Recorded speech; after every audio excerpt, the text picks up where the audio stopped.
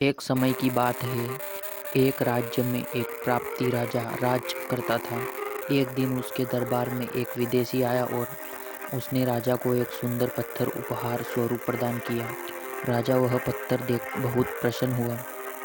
उसने उस पत्थर से भगवान विष्णु की प्रतिमा का निर्माण कर उसे राज्य के मंदिर में स्थापित करने का निर्णय लिया और प्रतापी निर्माण का कार्य राज्य के महामंत्री को सौंप दिया गया। महामंत्री गांव के सर्वश्रेष्ठ मूर्तिकार के पास गया और उसे वह पत्थर देते हुए बोला, महाराजा मंदिर में भगवान विष्णु की प्रतिमा स्थापित करना चाहते हैं। 7 दिवस के भीतर इस पत्थर से भगवान विष्णु की प्रतिमा तैयार कर राजमहल पहुंचा देना।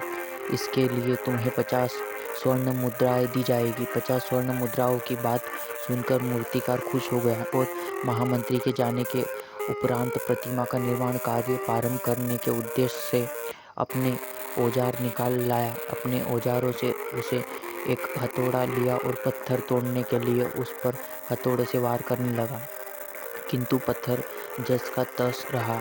मूर्तिकार ने हथौड़े के कई बार पत्थर किए, किंतु पत्थर नहीं टूटा। 50 बार प्रयास करने के उपरांत मूर्तिकार ने अंतिम बार प्रयास करने के लिए उद्देश्य से हथौड़ा उठाया, किंतु यह सोचकर हथौड़े पर प्रहार करने के पूर्व उसे हाथ खींच लिया कि जब 50 बार करने से पत्थर नहीं टूटा तो अब क्या टूटेगा। वो पत्थर लेकर वापस महामंत्री के पास गया और उसे यह कह वापस कराया कि इस पत्थर को तोड़ने का नामुमकिन है, इसलिए इससे भगवान विष्णु की प्रतिमा नहीं बन सकती। महामंत्री को राजा का आदेश हर स्थिति में पूर्ण करना था, इसलिए उसने भगवान विष्णु की प्रतिमा निर्मित करने का कार्य के एक साधारण से मूर्तिकार को सौंप दिया गया।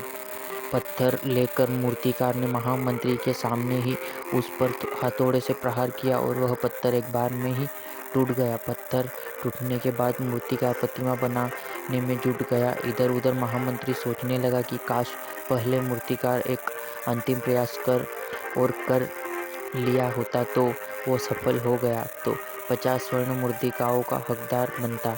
हमें इस कहानी से यह सीख मिलती है कि कई बार किसी कार्य को करने में पूर्व या किसी समस्या के सामने आने पर उसका निराकरण करने के पूर्व ही हमारा आत्मविश्वास डगमगा जाता है और हम प्रयास किए बिना ही हार मान लेते हैं। कई बार हमें 1-2 प्रयास में असफलता मिलने पर आगे प्रयास करना छोड़ देते हैं,